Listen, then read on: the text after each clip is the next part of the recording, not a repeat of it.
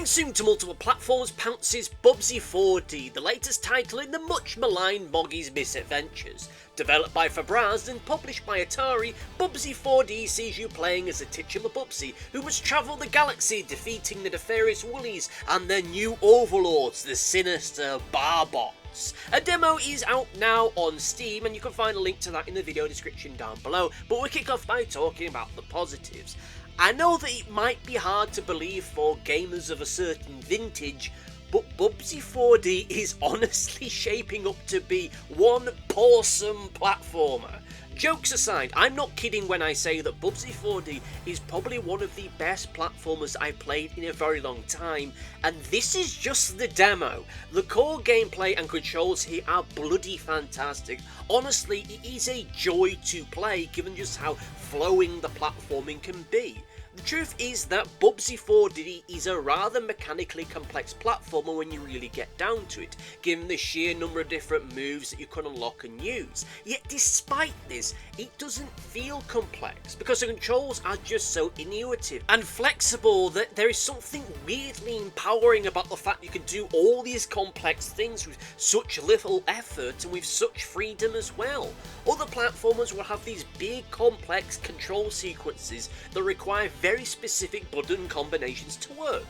But with Bubsy that isn't quite the case. Like, for example, in Bubsy you will have to cross a wide gap with like you would do in any other platformer. You might need to do a double jump followed by a flutter, a leap and a dive to get across. But you don't necessarily have to do it in that order. Oh sure, you still have to do the jump and the flutter, but you can dive and leap in different ways. You can do the dive first, then the leap, or the leap first, then the dive. Now this might not seem a lot, but given how strict some other platformers can be with its button combos, this ensures that when you play the game, it flows in a way that feels most natural to you, your own abilities and your own timings.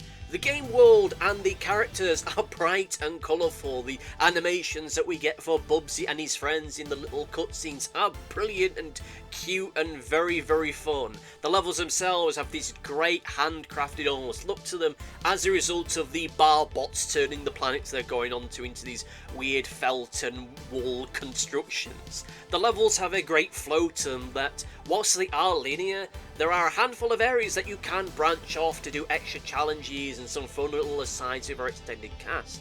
Once these are not essential, these areas can give you areas to test out your new moves, or to collect yarn, or to get a few extra challenges for stuff that you can unlock in the game's main hub world. Each level provides a decent challenge that doesn't get too challenging. Yes, this demo build features levels from the early game where naturally things are going to be a lot easier, but even still the escalation of difficulty here doesn't get too demanding too quickly. Oh yeah, by the end of this I'm sure the game is going to be far more difficult, but for the here and now it gives me this feeling that this is going to build up gradually, and that by the time we get to those challenging moments we're going to be ready for them, and it will be after a rather charming gameplay experience up to that point.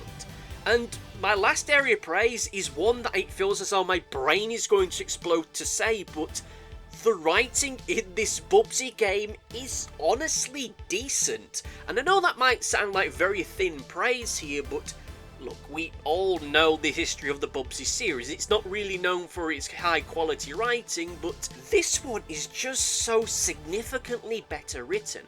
Oh sure, this is not the funniest game that I've ever played, but I like what they're doing here. Here Bubsy is presented more like a put upon everyman and a little bit of a has-been without getting too meta or self-referential. They're not making a big fuss out of the fact that hey, it's a Bubsy game and it's Bubsy and he's a bit of a has-been, a bit of a never was. No, they're avoiding that for the most part with jokes and asides that don't feel as though they're overpowering the moment or being too distracting or too derailing.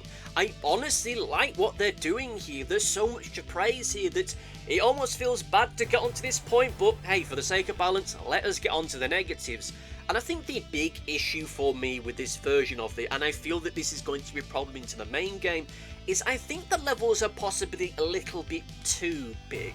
Now, don't get me wrong, they are not massive, they are not open world, but, you know, they are still linear, and there are still sections of these levels where there isn't much really going on. In some places there's nothing going on and you're just left with these stretches of blank space where you just have to run or roll from one area to the other. And whilst they aren't some kind of massive slog, and whilst there is an argument to be made that these are areas for just catching your breath after doing some more stressful platforming sequences, there still isn't much here. There'll be just these empty areas without much to really do, and that does feel as though it takes something away from all of this. It feels as though I'm just wandering from one set piece to another, one ride to another, which, yeah, sure, but at the same time, this is a platformer and I'd rather be platforming. And on a similar point, when you're not literally running from one platforming area to the other, you're having to use the fur ball ability, I think it's called, which is fun to use. It has a feel of it almost like Super Monkey Ball or Super Sammy Roll if you've played that, and that's fun and it's great to use it, but after a certain point it starts to feel overused, and whilst it can make for some fun and challenging moments, after a certain point in the demo it starts to feel like the novelty's wearing off, especially bearing in mind that given how large some of these areas can be, you're having to use that just to get to the next area fairly quickly. Like, it feels like the kind of gameplay gimmick you build an entire game around, rather than just having it as a feature. Whereas here, it's just a feature that still feels as though it's having a game built around it. Like, it's this strange cross between being more of a physicsy, marble rolling game and still a platformer at the same time, and I'm sure that as the game goes forward it'll become less of a feature and just more of a quirk and a fun little thing to do now and again, but it's starting to feel a little bit overdone and I've only played like 3 levels. All the same, I'm really looking forward to Bubsy 4D. It has a ton of promise, and honestly, if they can stick the landing, this could easily be one of the best platformers of the year that it releases. Now, I don't want to be a doomsayer here, but you know, short little story, which I'm sure I'll repeat when the review comes along, but back in the day, back in the 2000s, I remember reading an article in Games Radar about failed mascot platformers wherein Bubsy made an appearance, and the author mentions somewhere that you'll have an alternate timeline where Bubsy went on to become a great success and be beloved and have a great game, and that world went on to be a dystopian hell world.